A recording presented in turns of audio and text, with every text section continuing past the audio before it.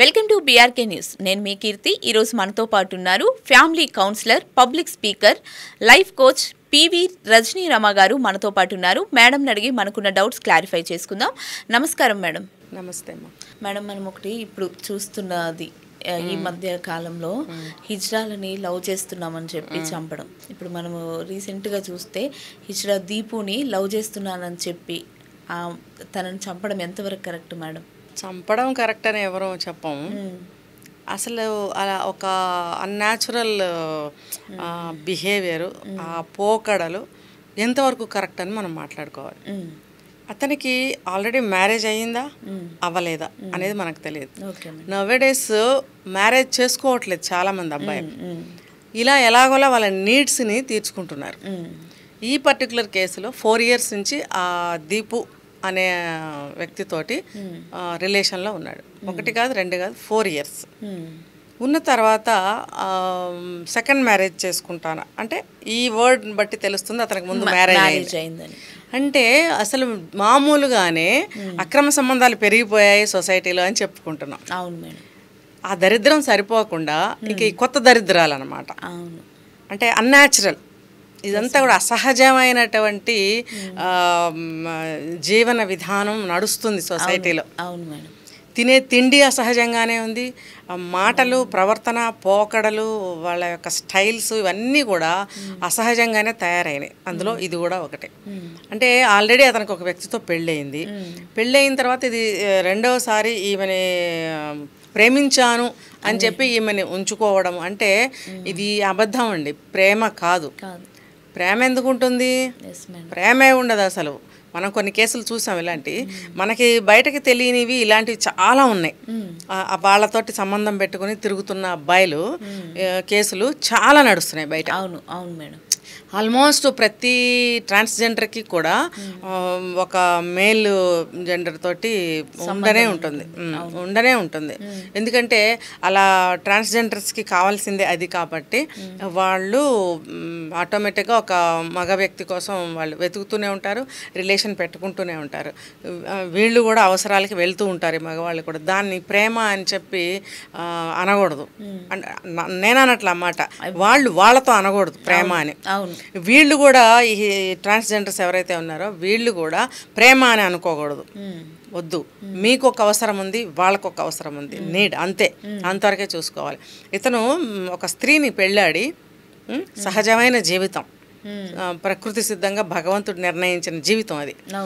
మరి నువ్వు అసహజమైనటువంటి రీతిలో వీళ్ళతో సంబంధం పెట్టుకోవటమే కాకుండా నువ్వు ఎంత దూరం వెళ్ళావు, ఎందుకు వెళ్ళావు, ఎందుకు చంపావు? అవును కదా మేడం. వెళ్ళిండు. ఇప్పుడు కామన్గా ఏమైపోతుందంటే మేడం, హిజ్రాలు డబ్బులు సంపాదిస్తున్నారు. డబ్బుల ఆశకే మగవాళ్ళు హిజ్రాల దగ్గరికి వెళ్తున్నారు. వాళ్ళతో లైఫ్ బాగుంటుంది, ముందైతే డబ్బుల ఆశకే వెళ్తున్నారు అనేది అంటున్నారు మేడం. అది ఎంతవరకు కరెక్ట్ అంటారు? అంటే ఈ హిజ్రాలు, ట్రాన్స్జెండర్స్ మరి వాళ్ళకి జీవనోపాధి కావాలి. జీవనోపాధి అనే కంటే జీవితం నడవాలి, డబ్బు కావాలి కదా. వాళ్ళు తినాలి, బట్టలు కొనుక్కోవాలి, ఒక చోట ఉండాలి, రెంట్కి ఉంటారో మరి ఎక్కడ, వాళ్ళకి అవసరాలకి డబ్బు కావాలి. కాబట్టి వాళ్ళు ఇలా కమిట్ అవుతారనేది మనకి తెలుస్తూనే ఉంది. వీళ్ళు ఏంటంటే అవసరాలకి మగవాళ్ళు వెళ్తున్నారు. నేననేది ఏంటంటే ఈ అవసరాలు అనేది ఏంటంటే మామూలుగా స్త్రీలతో పెట్టుకుంటే సమాజపరంగా కానీ చట్టపరంగా కానీ ఏ రకంగా చూసుకున్నా వాళ్ళకి ఇబ్బంది అవుతుందేమో. కాబట్టి ఇలాంటి వాళ్ళతో వెళ్తే పెద్దగా సమస్య ఉండదు అని అనుకుంటున్నారేమో. మరి అనుకుంటున్నారు కానీ వాళ్ళు కూడా మనుషులే అని ఈ వేధాలు ఆలోచించాలి. అంటే ఆడుకోవడానికి బొమ్మలు కాదు కదా వాళ్ళు. వాళ్ళు ఏం చెప్తున్నారు, మేము బెగ్ చేసుకొని అడుక్కొని ఆ డబ్బులు తీసుకుని మా జీవనం సాగిస్తున్నాము, మమ్మల్ని ఇలా చేయవచ్చా అని అడుగుతున్నారు దీనంగా. మరి సిగ్గు కానీ, బుద్ధి కానీ, జ్ఞానం కానీ ఉందా? అసలు వాళ్ళు అడిగారా మిమ్మల్ని?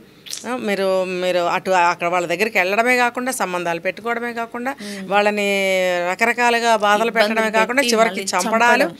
ఎందుకు అంత దూరం రావాలి? అసలు గొడవలు వచ్చేదాకా సంబంధాలు ఉంచుకున్నారా? అసలు సెకండ్ మ్యారేజ్ చేసుకుంటానని ఎందుకు చెప్పాలి? ఇవన్నీ వాళ్ళల్లో ఆశలు రేకెత్తించటము, వాళ్ళ ఆలోచనల్లో మార్పులను తీసుకురావటానికి కారణాలు ఇవన్నీ కూడా. వాళ్ళుగానే ఉంటే వాళ్ళ జీవితం వాళ్ళు సాగించుకుంటారు.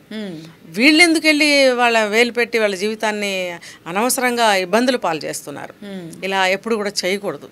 ఓకే. అయితే ఇప్పుడు వాళ్ళు బెగ్ చేసి ఎట్లో బతుకుతున్నప్పుడు వాళ్ళ జీవితాలలోకి వీళ్ళు వెళ్ళి వాళ్ళ ప్రాణాలకైతే హాని ఉందంటారు. అంతే కదా మేడం. నేనేమంటున్నా అంటే హిజ్రాలు కూడా కేర్ఫుల్గా ఉండాలి. నేను అనేది ఏంటంటే మేడం, అవతల పర్సన్కి ఫ్యామిలీ ఉంటుంది, వీళ్ళు కూడా హోప్స్ పెట్టుకోకుండా ఉంటే బెటర్ అని నేను అంటున్నాను. ఏమంటారు మేడం? నేను కొన్ని ఇంటర్వ్యూస్లో చూశాను, విన్నాను. హోప్ అనేది వాళ్ళు ఎట్లా అంటే కేవలం డబ్బు కోసమే, మెయిన్ అయితే డబ్బు కోసమే. రెండోది ఏంటంటే వాళ్ళు ఫ్యామిలీస్ని వదిలేసి బయటకు వచ్చేస్తారు ఒక చిన్న ఏజ్లోనే. వచ్చేసినప్పుడు వాళ్ళకంటూ సొంత మనుషులు ఎవరు ఉండరు. వీళ్ళందరూ కలిసి ఒక కమ్యూనిటీగా ఏర్పడి వాళ్ళనే వరుసలు పెట్టి పిలుచుకోవడము, వాళ్ళని నమ్మడము, వాళ్ళ మీద ఆధారపడము, ముందు అందులోకి వెళ్ళిన వాళ్ళు వెనకొచ్చిన వాళ్ళకి గైడ్ చేయడము, ఇంకా వేరే దిక్కు ఉండదు వాళ్ళకి. వాళ్ళకి దిక్కు, ఆధారం, ఒక గైడ్ లైన్స్ అన్నీ కూడా వాళ్ళ ద్వారానే వస్తాయి. వాళ్ళు అలా ఉన్నప్పుడు వీళ్ళు వెళ్ళి చెడపడం అనేది చాలా అమానుషం. వాళ్ళు ఏం కోరుకోవట్లేదు కదా. అయితే ఒక యాంగిల్ నుంచి వాళ్ళకి కోరికలు ఉంటాయి. ఉన్నప్పుడు వాళ్ళు డబ్బు కోసం, వీళ్ళ అవసరాల కోసం వెళ్ళినప్పుడు వీళ్ళ యొక్క కోరికలు ఫుల్ఫిల్ అవుతాయి. అది అక్కడతో ఆగటం లేదు. Yes madam. అది మీరు అడిగిన క్వశ్చన్కి ఇదే ఆన్సర్. ఆగటం లేదు. అది ఇంకా వీళ్ళు ఏంటంటే వెళ్ళిన మగవాళ్ళు ఎవరైతే ఉన్నారో వాళ్ళు లాంగ్ టైమ్ ఈ రిలేషన్ కొనసాగించినప్పుడు వీళ్ళు లవ్ అనుకుని ప్రలోభపడే ఇది ఉంది. అదే వీళ్ళు కూడా అలా భ్రమ పెడతారు, లవ్ చేస్తున్నాను, అబ్బో నువ్వు అది నువ్వు ఇదని అంటారు. అది అసహజమైనటువంటి మాటలు చెప్పొద్దు. ఎందుకంటే వాళ్ళు ఏ ప్రేమ కోసం అయితే వాళ్ళు బాధపడుతూ ఉంటారో, వెతుకులాడుతూ ఉంటారో, ఈ మాటలకి వెంటనే వాళ్ళు కనెక్ట్ అయిపోతారు. వాళ్ళ మనసులు సున్నితంగా ఉంటాయి. ఎందుకనంటే వాళ్ళు ఎవరి ఆదరణ లేకుండా బ్రతుకుతూ ఉంటారు కాబట్టి ఏ కొంచెం ప్రేమ దొరికినా వాళ్ళు సరెండర్ అయినట్టు అయిపోతారు. అలాంటి వాళ్ళని మనం మాయా మోసం ఏం చెయ్యకూడదు. అవసరం ఉందా, వాళ్ళకి ఇష్టమా, నువ్వు వెళ్ళు, అవసరం తీర్చుకో, వాళ్ళకి కూడా బాధ అనిపించదు. కానీ ఇలా లోపపెట్టి ఇన్ని సంవత్సరాలు కంటిన్యూ చేసి ప్రేమిస్తున్నాను, నువ్వు లేనిది బ్రతకలేననే అధో మాటలు చెప్పొద్దు. వీళ్ళు కూడా అలాంటి మాటలకి లోపడదు. ఒక ట్రాన్స్జెండర్ ఇంటర్వ్యూలో ఏం చెప్పారంటే, మేము నమ్ముతామండి అటువంటి ప్రేమని, కానీ మాకు ఇది ఎంతో కాలం నడవదని మాకు తెలుసు చూడండి అని ఒక ట్రాన్స్జెండర్ ఇంటర్వ్యూలో చెప్పారు. చెప్పినప్పుడు ఆ టైంలో మిగతా వాళ్ళందరూ కూడా ఒక గ్రూప్గా తయారై ఆమెకు సపోర్ట్ చేశారు, ఆమె పడ్డ బాధలకి. చేసినప్పుడు ఆ బాధ తెలిసినప్పుడు మిగతా ట్రాన్స్జెండర్స్ అందరూ కూడా అటువంటి ప్రేమకి లొంగకూడదు, మనకి డబ్బు కావాలి కాబట్టి అంతవరకు చూసుకుందామని వాళ్ళలో కూడా మార్పు రావాలి. ప్రేమలు ఇలాంటివన్నీ వాళ్ళు నమ్మకూడదు.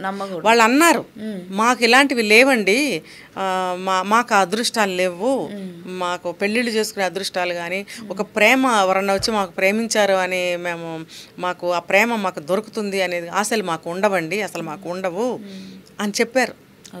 ఇది అందరికీ వర్తిస్తుంది. వాళ్ళల్లో వర్తించినప్పుడు వాళ్ళ ఆ రూల్కి కట్టుబడి ఎంతవరకు అంతవరకే అవసరం పని చూసుకుని వెళ్ళిపోవాలి వాళ్ళు కూడా. ఎందుకంటే ఇప్పుడు సమాజం అన్ని రకాలుగాను మాయా ప్రపంచం అయిపోయింది. మాయా ప్రపంచంలో ఎవరిని నమ్మకూడదు. ఒక స్త్రీ పురుషుడిని నమ్మలేదు, పురుషుడు స్త్రీని నమ్మలేడు, పిల్లలు పెద్దవాళ్ళు ఎవరిని నమ్మేటట్టుగా లేనప్పుడు వీళ్ళు ఈ ట్రాన్స్జెండర్స్ అనేవాళ్ళు ఎందుకు నమ్మాలి? అవును మేడం. నమ్మినందువల్ల నష్టం వాళ్ళకే జరుగుతుంది కదా. ఇప్పుడు వీళ్ళు ఎంత బాధపడుతున్నారో ఆ మనిషిని కోల్పోయి. వాళ్ళ కమ్యూనిటీలో ఒకళ్ళు ఇలా చేశారంటే రేపొద్దున్న ఎవరన్నా సంబంధం పెట్టుకుని వాళ్ళని కూడా అలా చేయరని గ్యారంటీ ఏంటని వాళ్ళు బాధపడుతున్నారు కదా. అవును మేడం. మేడం ఇంకొకటి ఏంటంటే పెళ్లిగాని అబ్బాయిలు కూడా హిజ్రాలతో లవ్లో ఉండి పెళ్ళిళ్ళు చేసుకునేవి మనం చూసాము ఈ మధ్య కాలంలో. ఒక 1 year 2 years అలా వాళ్ళు పెళ్లి చేసుకొని చాలా హ్యాపీగా ఉండి కూడా పిల్లలు మాకు లేకపోయినా పర్వాలేదు, మేమిద్దరం లవ్ చేసుకొని పెళ్లి చేసుకున్నాం అని అనుకోని కూడా 1.5 yearలో విడాకులు తీసుకుంటున్నారు. అంటే దానికి అర్థం ఏందంటారు మేడం? అంటే వాళ్ళు మళ్ళీ తర్వాత డైవర్ట్ అయినట్ట ఒక ముసుగులో ఉంటారు. వీళ్ళు ప్రేమిస్తున్నాను అని మాయ చెప్తారు. అంటే అట్రాక్షన్ ఉంటే ఉండొచ్చు కొంతమందికి, అలా ఉండి దాన్ని ప్రేమ అని చెప్తారు. వీళ్ళు కూడా టెస్ట్ చేసుకుంటారు. అవును మేడం. కానీ కొంతకాలం తర్వాత పాపం నమ్ముతారు. Yes madam. ఎందుకంటే నిజమేనేమో ఇంత మాటలు చెప్తున్నాడు అని పాపం నమ్ముతారు వాళ్ళు. ఈ నమ్మినప్పుడు మీరు చెప్పినట్టు ఆ పెళ్లి జరగడము, కొంతకాలం కలిసి ఉండటము, కలిసి ఉంటేనే ఎవరికైనా అన్ని తెలుస్తాయి. తెలుస్తుంది. దూరంగా ఉండే కొండలు చాలా నున్నగా ఉంటాయి. అవును మేడం. దూరపు కొండలు నునుపు అంటారు. దగ్గరికి వెళ్తే చూడండి పెద్ద పెద్ద కొండరాళ్ళు, చెట్లు, పాములు, క్రిమికీటకాలు ఎన్నో ఉంటాయి అవును మేడం. కదా. ఇది కూడా అంతే. పెళ్లి చేసుకుని వాళ్ళిద్దరు ఒక చోట ఉన్న తర్వాత మాత్రమే ఒకళ్ళ గురించి ఒకళ్ళకి లోటుపాట్లు తెలుస్తాయి. ఇంకా డీప్గా విషయాలన్నీ అర్థమవుతాయి. అప్పుడు వాళ్ళకి నచ్చనప్పుడు గొడవలు పడతారు. ఓకే. గొడవలు పడినప్పుడు కొంతమంది నైస్గా విడిపోతారు, కొంతమంది గొడవలు పడి ఇదిగో ఇప్పుడు ఇంత దూరం వచ్చి ఇలా కూడా జరుగుతుంది. ఓకే మేడం, చాలా మంచి ఇన్ఫర్మేషన్ ఇచ్చారు. Thank you so much madam.